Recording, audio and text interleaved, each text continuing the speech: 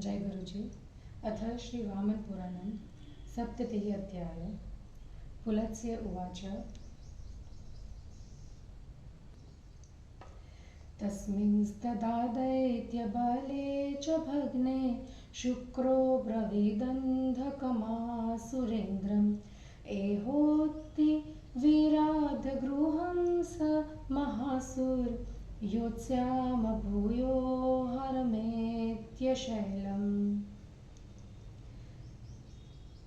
तमुवाचान्तको ब्रह्मन् न सभ्यग भगवतोदितं रणन्वे वापयास्यामि कुलं व्यपदिशन् स्वयं पश्य त्वं द्विजशार्दूलं मा वीर्य सुदुर्धरं देवदानवगन्धर्वा जेष्ये सेन्द्रमहेश्वरम् इत्येवमुक्त्वा वचनं हिरण्याक्ष सुतोऽन्धकः समाश्वास्याब्रवीच्छम्भुं सारथिं मधुराक्षरम्।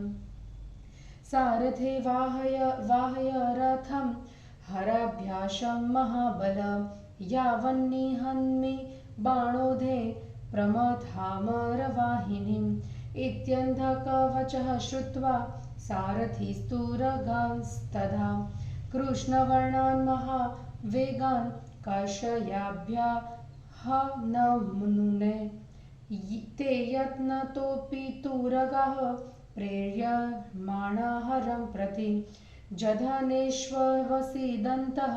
कृच्छ्रेणोः श्वतं रथं वहन्तस्तुरगा दैत्यं प्राप्ता प्रमथवाहिनीं संवत्सरेण साग्रेण वायुवेगा समा अपि ततः कार्मुकमानम्य बाणजालैर्गणेश्वरान् सुरान् सञ्छादयामास सेन्द्रोपेन्द्रमहेश्वरान् बाणैश्छादितमीक्ष्येव बलं त्रैलोक्यरक्षिता सुरान् प्रोवाच भगवांश्वकृपाणिर्जनार्दनः।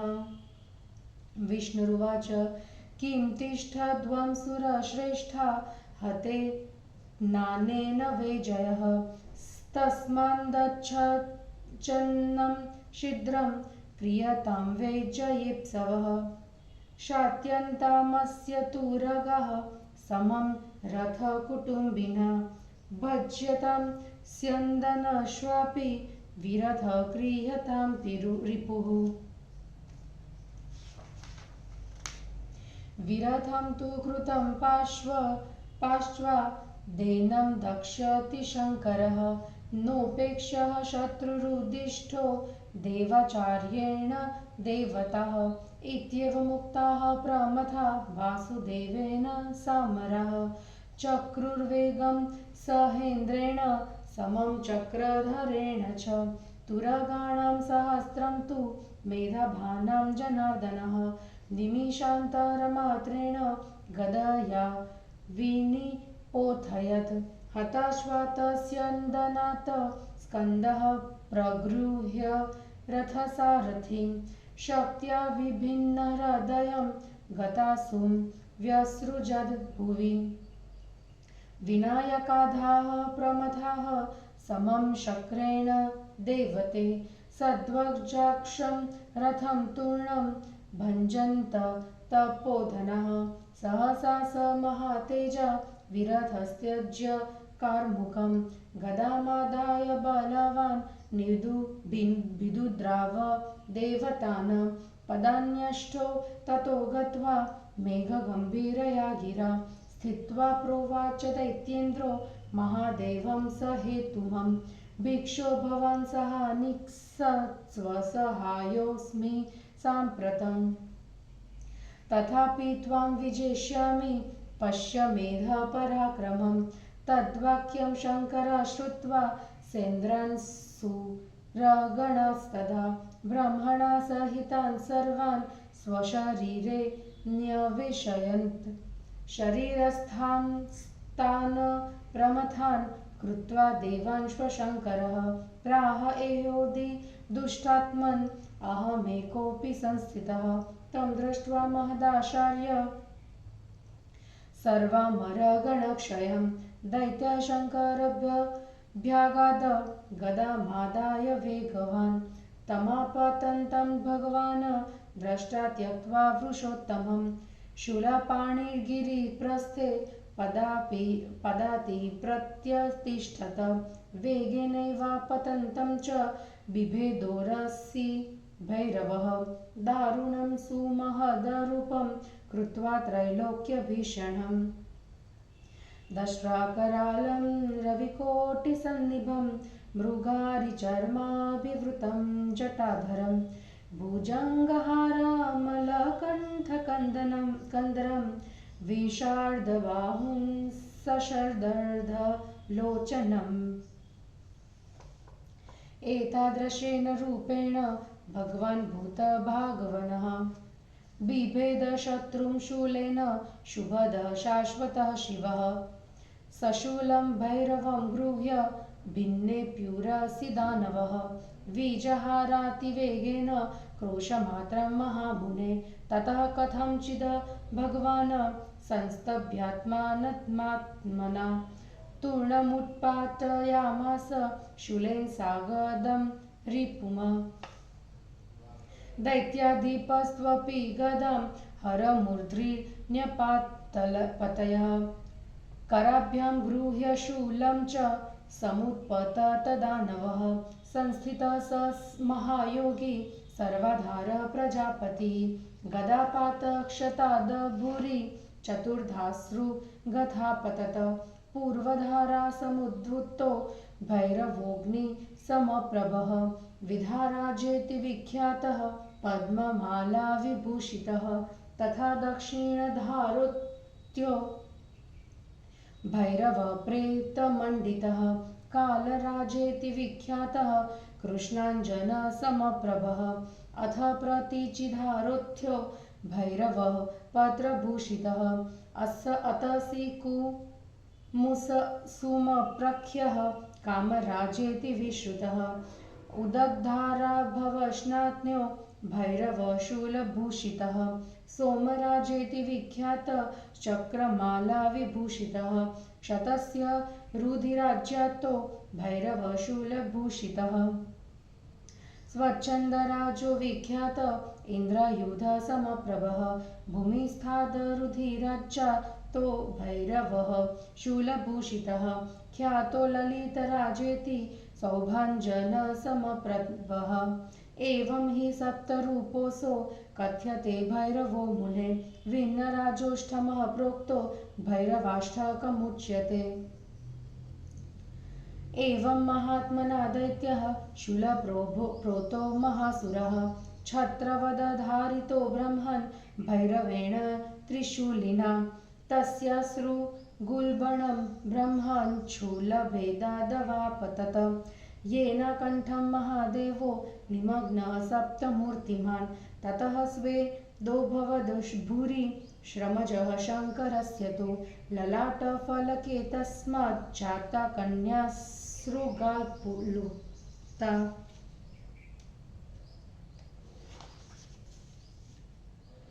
यदा भूम्यां न्यपतद विप्र स्वेदबिन्दुः शिवाननात् तस्मादग्नरपुञ्जभो बालकः समजायत स बालस्पृशितोत्तथ्य पपोरुधिरमान्धकं कन्या चोत्कृत्य सञ्जातं शृङ्गिलीलिहेद्भुता ततस्तामाह बालार्क प्रभां भैरव मूर्तिमान् शङ्करो वरदो लोके श्रेयोर्थाय वचो महत् त्वां पूजयिष्यन्ति सुरा ऋषयः पितरो रगाः यक्षविद्याधराश्वैव मानवाश्व शुभङ्करिः त्वां स्तोष्यन्ति सदा देवी बलिपुष्पोत्करे करे चर्चिकेति शुभं नाम यस्माद्रुधिरचर्चिता इत्येवमुक्ता वरदेन इत्येवमुक्ता वरदेञ्चर्चिका भूतानुजाता हरिचर्मवासिनी महिं सुन्दरी स्थानं गता हेङ्गुलताद्रिमुत्तमम् तस्यां गतायां वरदः कुजस्य प्रादादवरं सर्ववरोत्तमं यत् ग्रहाधिपत्यं जगतां शुभाशुभं भविष्यति त्वद्वशगं महात्मन् हरोन्धकं वर्षसहस्रमात्रं दिव्यं स्वनेत्रार्कहुताशनेन चकार संशोक्षतक्तनुं त्वशोणितं त्वगस्थिशेषं भगवान् स भैरवः तत्राम्निनानेत्रभवेन् शुद्धः समुक्तपापोऽसुरराद् बभूव ततः प्रजानां बहुरूपमीशं नाथं हि सर्वस्य चराचरस्य ज्ञात्वा स सर्वेष्वमरीशमव्यं त्रैलोक्यनाथं वरदं वरेण्यं सर्वे असुराधैर्नतमित्यमधं ततोऽन्धकः स्तोत्रमिदं चकार अन्धक उवाच नमोऽस्तु ते भैरव भीममूर्ते त्रिलोकगोप्त्रे शीतलशूलधारिणे विशान्द्रबाहो भुजगेशहार त्रिनेत्र मां पाहि विपन्नबुद्धिं जयस्व सर्वेश्वर विश्वमूर्ते सुरासुरैर्वन्दितपादपीठ त्रैलोक्यमातुर्गुरवे वृषाङ्क भीतः शरण्यं शरणागतोऽस्मि त्वां नाथ देवा शिवमेरयन्ति सिद्धाहरं स्थाणुमहर्षयश्व भीमं च यक्षा मनुजा महेश्वरं भूताश्वभूता दीपमामनन्ति निशाचरा उग्रमुपार्चयन्ति भवेति पुण्या पितरो नमन्ति दासोऽस्मि तुभ्यं हर पाहि मह्यं पापक्षयं मे कुरु लोकनाथ भवां स्त्रीदेव स्त्रीयुग श्रीधर्म त्रिपुष्करश्वासि विभो त्रिनेत्र त्रज्यारुणि स्त्रीश्रुतिरव्ययात्मन् पुनीहि मां त्वां शरणं गतोऽस्मि त्रिनाचिकेतस्त्रिपदप्रतिष्ठः षडङ्गवितत्वं विषयेष्वलुब्धः त्रैलोक्यनाथोऽसि पुनीहि शम्भो दासोऽस्मि भीतः शरणागतस्ते कृतं महच्च करते दपराधं माया महाभूतपते गिरीश कामारिणा निर्जितमानसेन प्रसादये त्वां शिरसा नतोऽस्मि पापोऽहं पापकर्माहं पापात्मा पापसम्भवः त्राहि मां देव ईशान सर्वपापहरो भव माये क्रुधया स्वदेवेश त्वया चैतादृशोऽस्म्यहं सृष्टः पापसमाचारो मे प्रसन्नो भवेश्वर त्वं कर्ता चैव धाता च त्वं जयस्त्वं महाजयः त्वं मङ्गलस्य त्वमोङ्कारस्त्वमीशानो ध्रुवोऽद्यः त्वं ब्रह्मा सृष्टिकृन्नाथस्त्वं विष्णुस्त्वं महेश्वरः त्वमिन्द्रस्त्वं वषट्कारो धर्मस्त्वं च सुरोत्तमः सूक्ष्मस्त्वं व्यक्तरूपस्त्वं त्वमव्यक्तस्त्वमीश्वरः त्वया सर्वमधिव्याप्तं जगतस्थावरजङ्गमम् त्वमादिरन्तो मध्यश्व त्वमनादिः सहस्रपात् विजयस्वं सहस्राक्षो विरूपाक्षो महाभुजः अनन्तः सर्वगो व्यापी हंसः प्राणाधिपोच्युतः गीर्वाणपतिरव्यग्रो गुरुरुद्रः पशुपतिः शिवः त्रैविधस्त्वं जितक्रोधो जितारिर्विजितेन्द्रियः जयस्व शूलपाणिस्त्वं त्राहि मां शरणागतं।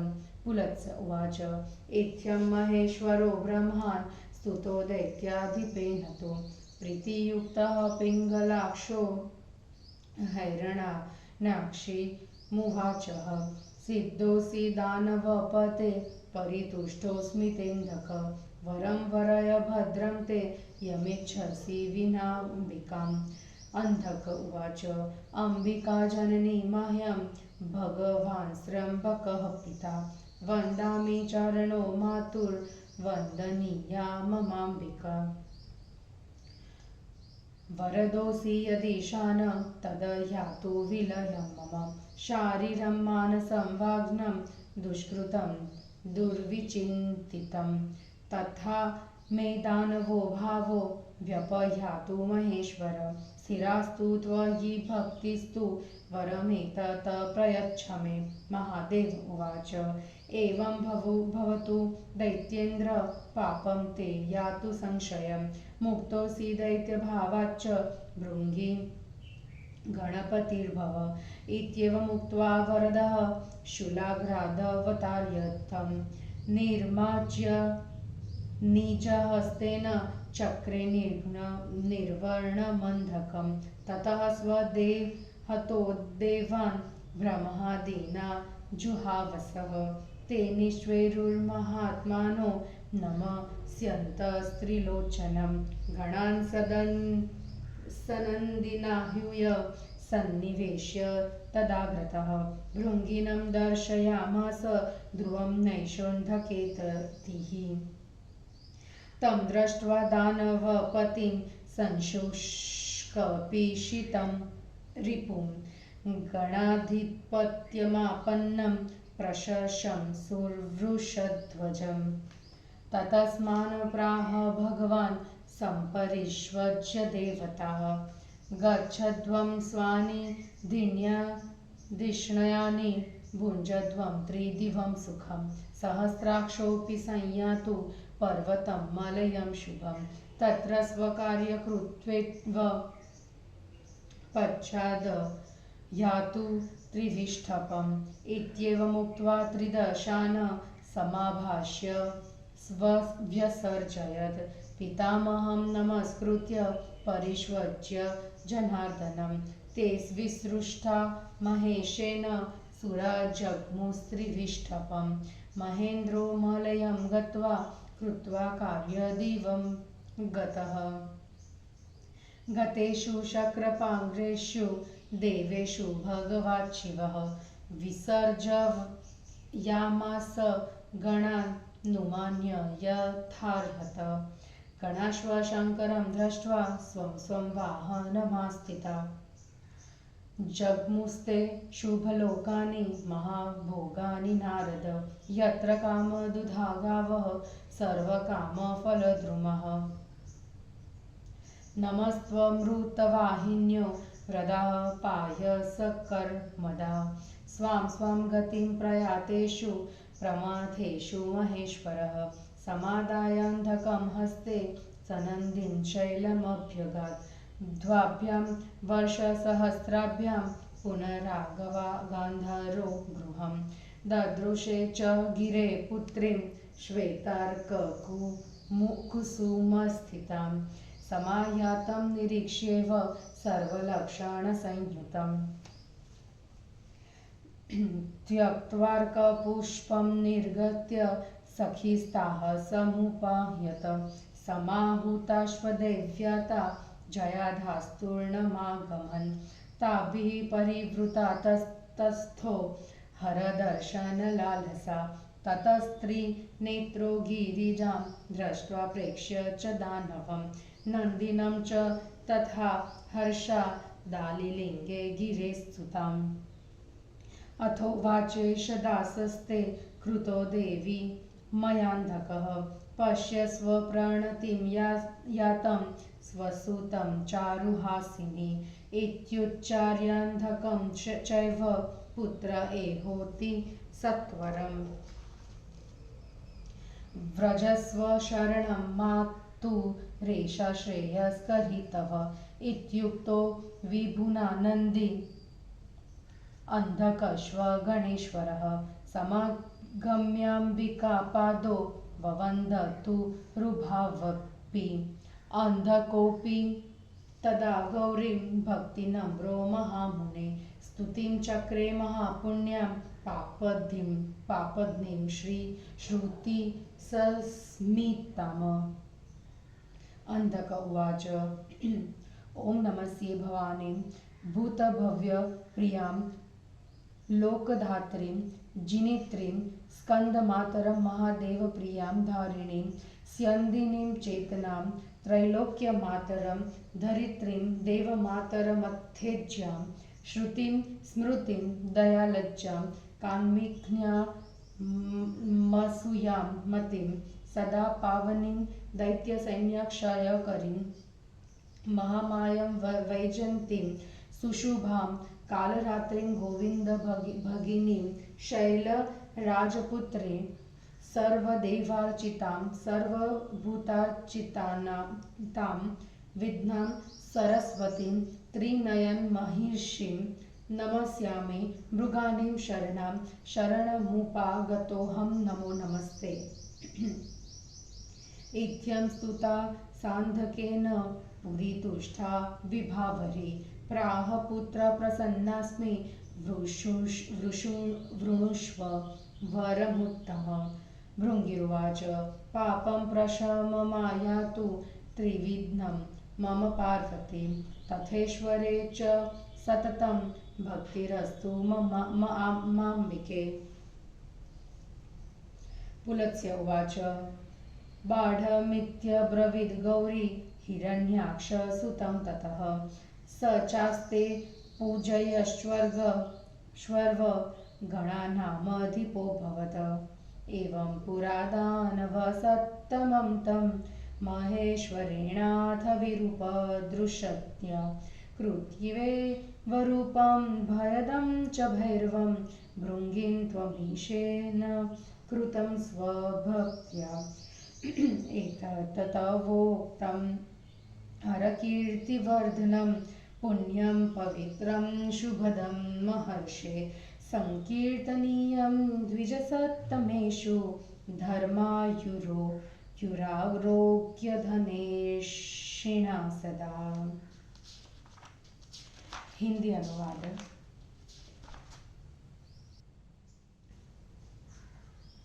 अंधक का शिव शूल से भेदन, भैरवादि की उत्पत्ति, अंधक कृत, शिव स्तुति, अंधक का भृंगित्व, देवादिकों का भेजना, अर्धकुसुम से पार्वती का प्राकट्य और अंधक द्वारा उनकी स्तुति। पुलत्स्य जी बोले, उस समय दैत्य सेना के हार जाने पर शुक्र ने असुरों के स्वामी अंधक से कहा, वीर महासुर, इस समय घर चलो, फिर पर्वत पर आकर शंकर से युद्ध करेंगे। अंधक ने उनसे कहा, ब्राह्मण, आपने उचित बात नहीं कही। अपने कुल को कलंकित करते हुए मैं युद्ध से नहीं भागूंगा। द्विज श्रेष्ठ, मेरा अत्यंत प्रबल पराक्रम तो देखिए। मैं उस पराक्रम से इंद्र और महेश्वर के सहित सभी देवों तथा दानवों तथा गंधर्वों को जीत लूंगा। ऐसा वचन कहकर हिरण्याक्ष पुत्र अंधक ने शंभु नामक सारथी से मीठी वाणी में अच्छी तरह आश्वस्त करते हुए कहा, महाबलशाली सारथे, तुम रथ को महादेव के आमने सामने ले चलो। मैं बाणों की वर्षा से प्रमथों एवं देवों की सेना को मार भगाऊंगा। मुने, अंधक के वचन को सुनकर सारथी ने अपने रथ के काले रंग के तीव्रगामी घोड़ों को कोड़े से मारा। शंकर की ओर चेष्टा पूर्वक चलाए जाते हुए भी वे घोड़े जांघों में कष्ट का अनुभव करते हुए कठिनाई से एक रथ को खींच रहे थे।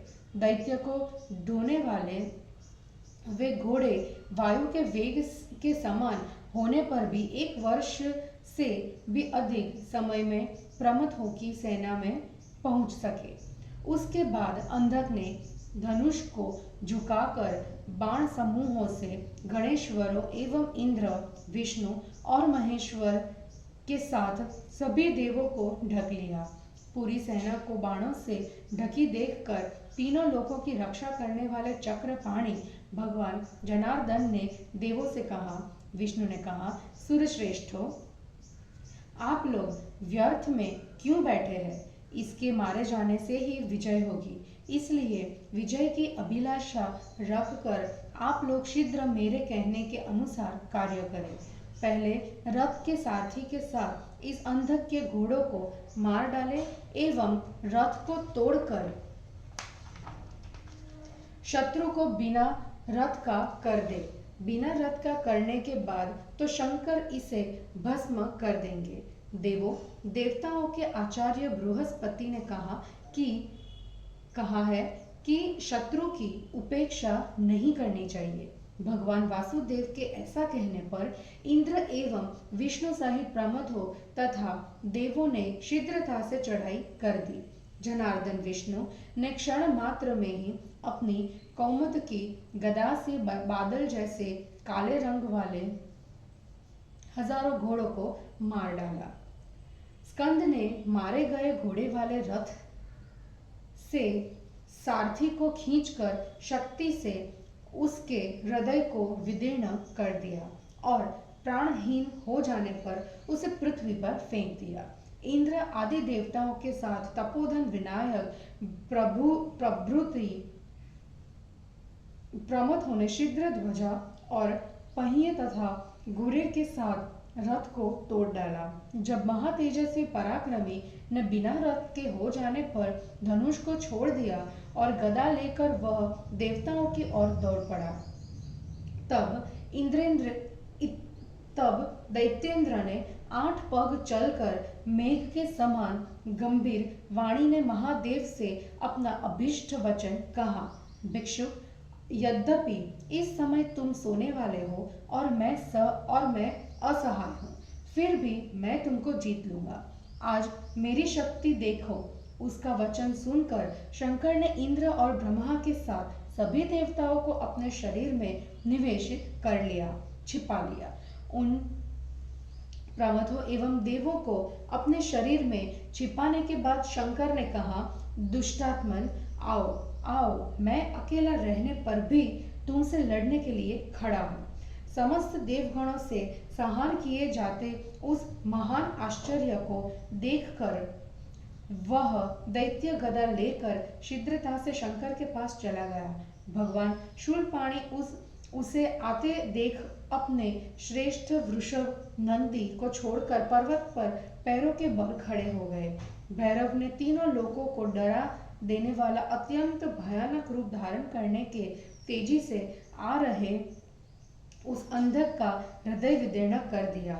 उस समय शंकर का रूप भयानक दाढ़ों वाले करोड़ों सूर्यों के समान प्रकाशमान, बादंबर पहने, जटा से सुशोभित, सर्प के हार से अलंकृत ग्रीवा वाला तथा 10 भुजा और 3 नयनों से युक्त था।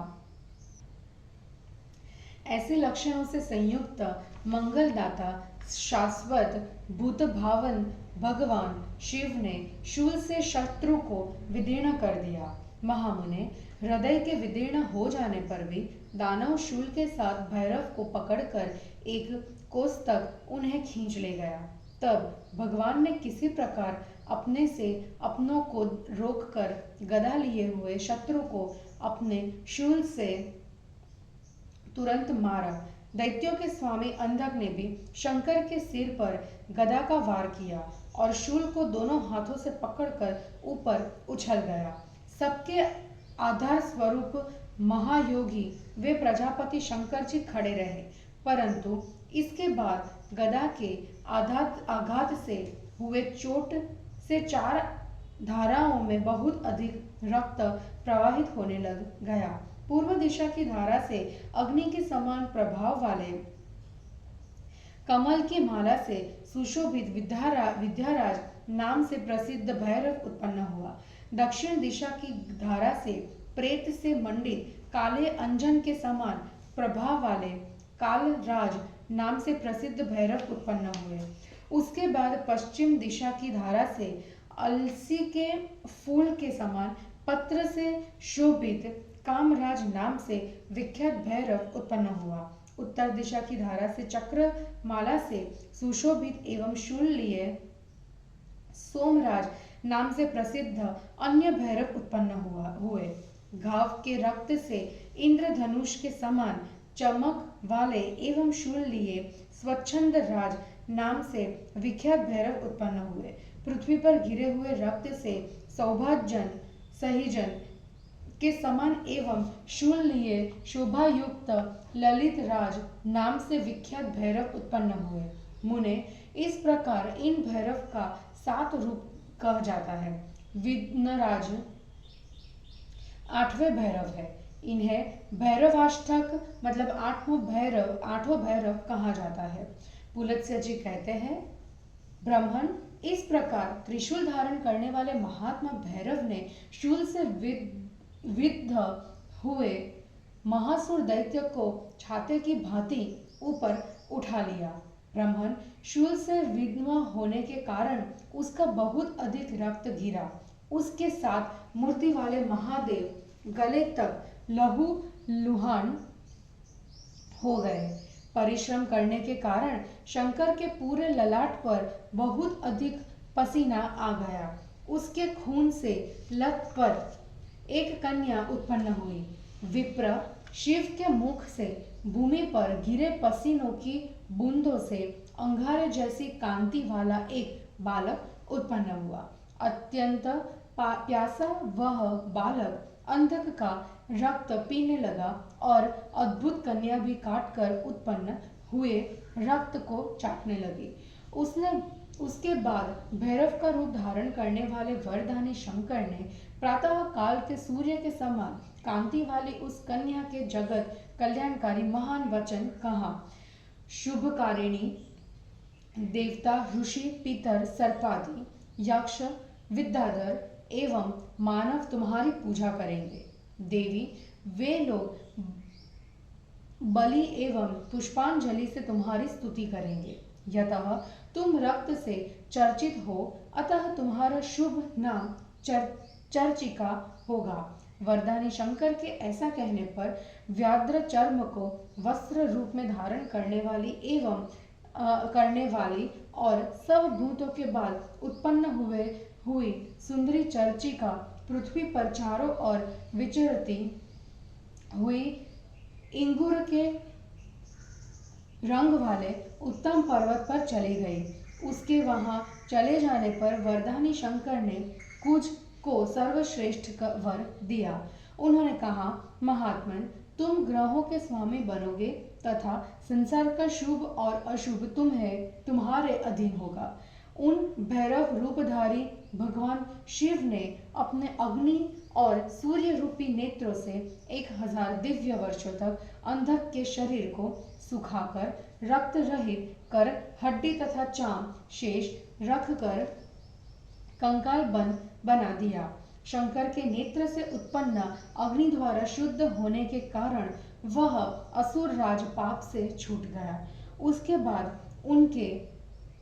उसके बाद अनेक रूप धारण करके प्रजाओं का नियमन करने वाले समस्त चर और अचर के स्वामी, सर्वेश्वर, अविनाशी, ईर्ष, त्रैलोक्यपति, वरदानी, वरेण्य, सभी सुराधिकों द्वारा विनय पूर्वक स्तुति करने योग्य एवं सबके आदि में रहने वाले शंकर को वास्तव रूप में जानकर अंधक ने यह स्तुति की। अंधक ने कहा, विशालकाय भैरव, हे त्रिलोक की रक्षा करने वाले, हे तीक्ष्ण शूल धारण करने वाले, आपको नमस्कार है।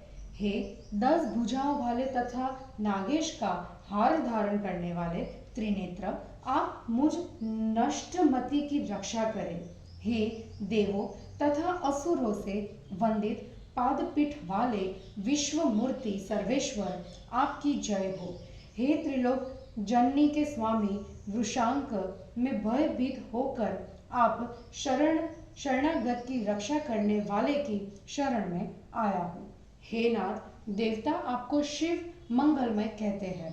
सिद्ध लोग आपको हर पापहारी, महर्षि लोग स्थाणु, अचल, यक्ष लोग भीम, मनुष्य महेश्वर और भूताधिपति मानते हैं। निशाचर उग्र नाम से आपकी अर्चना करते हैं तथा पुण्यात्मा पितृगण भव नाम से आपको नमस्कार करते हैं। हे हर, मैं आपका दास हूँ, आप मेरी रक्षा करें। हे त्रिलोकनाथ, मेरे पापों का आप विनाश कीजिए। हे सर्व समर्थ त्रिनेत्र, आप त्रिदेव, त्रियुग्य, त्रिधर्म तथा त्रिपुष्कर है। हे अव्यव्यात्मन, आप त्रयारूणी तथा त्रिश्रुति है। आप मुझे पवित्र करें, मैं आपकी शरण में आया हूँ। आप त्रिणाचिकेत, त्रिपद प्रतिष्ठ, स्वर्ग, मर्त्य, पाताल रूप तीनों पदों पर प्रतिष्ठित षडंगवित विषयों के प्रति अनासक्त तथा तीनों लोकों के स्वामी है। हे शंभो, आप मुझे पवित्र करें, मैं आपका दास हूँ। भयभीत होकर मैं आपकी शरण में आया हूँ। हे शंकर, हे महाभूतपते, हे गिरीश, काम रूपी शत्रु ने मेरे मन को जीत लिया था, इसलिए मैंने आपका महान अपराध किया है। मैं आपको सिर झुकाकर प्रणाम करता हूँ। मैं पापी, पापकर्मा, पापात्मा तथा पाप से उत्पन्न हूँ। हे देव ईशान, हे समस्त पापों को हरण करने वाले महादेव, आप मेरी रक्षा कीजिए। देवेश, आप मेरे ऊपर कुपित न हो। आपने ही मुझे इस प्रकार के पाप का आचरण करने वाला बनाया है। ईश्वर, मेरे ऊपर प्रसन्न होइए। आप सृष्टि तथा पालन पोषण करने वाले हैं। आप ही जय और आप ही महाजय है। आप मंगलमय हैं, आप ओंकार है, आप ही ईशान, अव्यय तथा ध्रुव है। आप सृष्टि करने वाले ब्रह्मा तथा समर्थ है। आप विष्णु और महेश्वर है। आप इंद्र है, आप वषट्कार है। आप धर्म तथा देवों में सर्वश्रेष्ठ है। आप कठिनता से देखे जाने योग्य सूक्ष्म है। आप प्रतीति का विषय होने से व्यक्त रूप है। आप अप्रकट रहस्य अव्यक्त है। आप ईश्वर है। आपसे ही यह चर अचर जगत व्याप्त, ओतप्रोत या ढका है। आप आदि, मध्य एवं अंत है। साथ ही आप आदि रहित एवं हजारों पैरों वाले सहस्त्रपाद है। आप विजय है। आप हजारों आंखों वाले, विरूप आंख वाले एवं बड़ी भुजा वाले है। आप अंत से रहित, सर्वगत, व्यापी, हंस प्राणों के स्वामी, सदा स्वस्वरूप में स्थित, अच्युत, देवाधिदेव, शांत, रुद्र, पशुपति एवं शिव है। आप तीनों वेदों के जानने वाले, क्रोध को जीत लेने वाले, शत्रुओं को विजय करने वाले, इंद्रिय जय एवं शूलपाणी है। आप मुझ शरणागत की रक्षा करें। पुलत्स्य जी बोले, ब्राह्मण, दैत्यों के स्वामी अंधक के इस प्रकार स्तुति करने पर लालिमा लिए भूरे रंग की आंख वाले महेश्वर ने प्रसन्न होकर हिरण्याक्ष के पुत्र अंधक से कहा, दानवपति अंधक, तुम सिद्ध हो गए हो।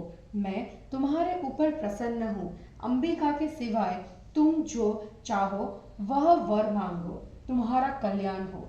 अंधक ने विनीत भाव से कहा, अंबिका मेरी माता और आप त्र्यंबक मेरे पिता है।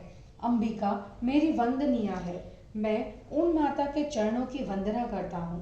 ईशान, यदि आप मुझे वर देना चाहते हैं तो मेरे शरीर संबंधी, मन संबंधी एवं वचन संबंधी पाप तथा नीच विचार नष्ट हो जाए। महेश्वर, मेरा दानवीय विचार भी दूर हो जाए एवं आप में मेरी अटल भक्ति हो जाए, मुझे यही वर दीजिए।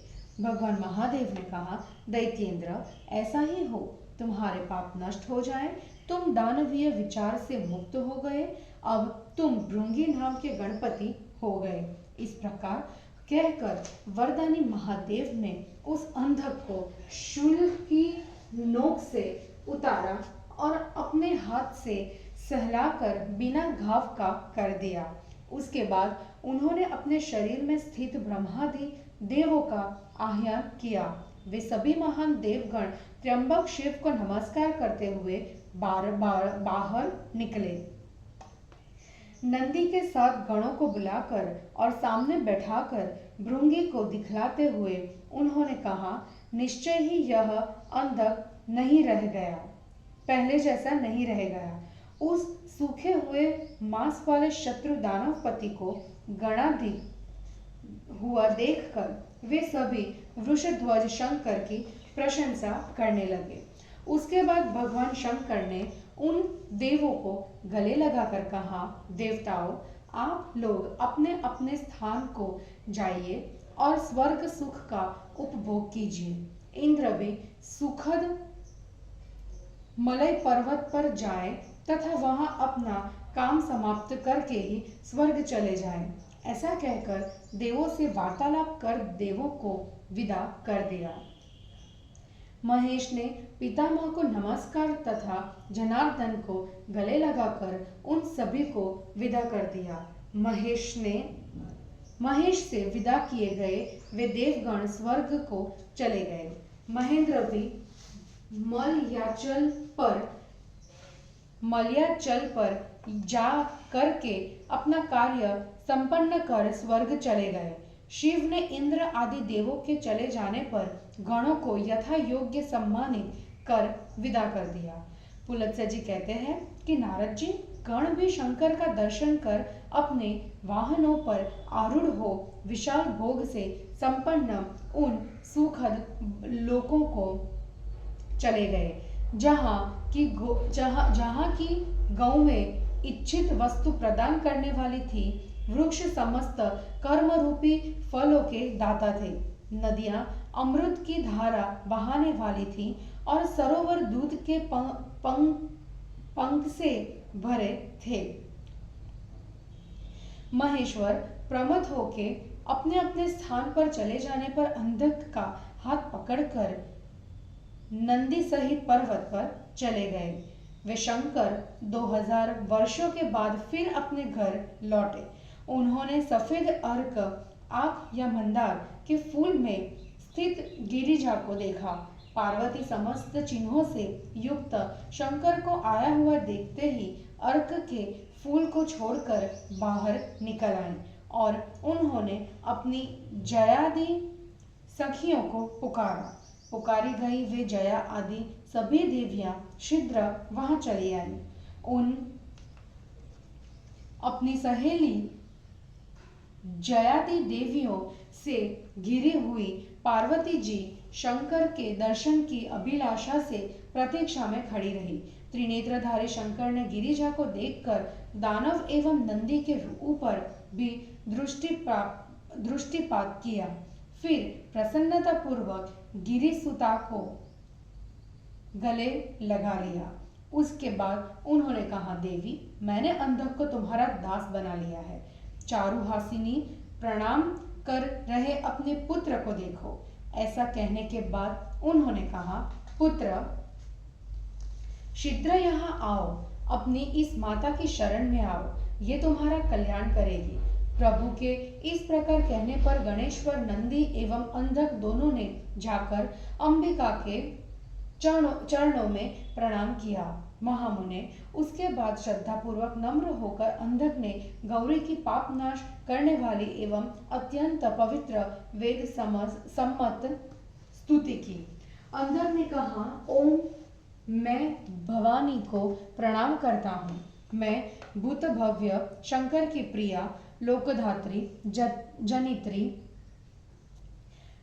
कार्तिकेय की जननी, महादेव की प्रिया, लोकों को धारण करने वाली, स्यंदिनी, चेतना, त्रैलोक्य जननी, धरित्री, देव माता, इज्जा, श्रुति, स्मृति, दया, लज्जा, श्रेष्ठ, कांति, अज्ञा, असूया, मति, सदा पावनी, दैत्यों की सेनाओं का विनाश करने वाली महामाया, वैजयंती, अत्यंत शोभा वाली कालरात्रि, गोविंद भगिनी, शैलराज पुत्री, सर्वदेवों से पूजित, सर्वभूतों से पूजित विद्या सरस्वती, शंकर की महारानी को प्रणाम करता हूँ।